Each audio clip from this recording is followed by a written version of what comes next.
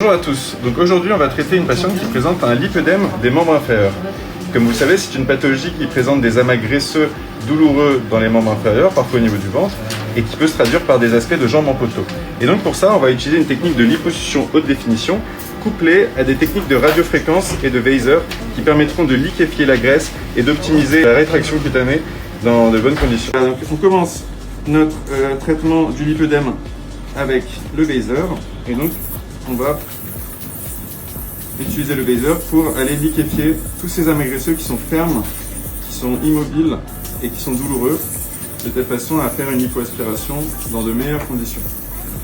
Et donc on va faire une lipoaspiration de toutes les membres inférieurs, la cuisse, face interne de cuisse.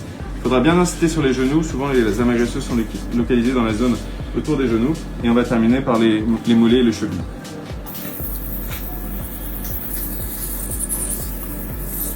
Deuxième étape de l'intervention de lipœdème va être de réaliser une lipoaspiration. Et donc, une fois que la graisse a été liquéfiée, on va pouvoir l'aspirer de façon beaucoup plus fluide, beaucoup plus souple et beaucoup moins hémorragique. Et donc, on va faire cette lipoaspiration sur toutes les zones qui ont été traitées par le Weiser, juste avant de faire la dernière étape qui est la radiofréquence avec le compteur.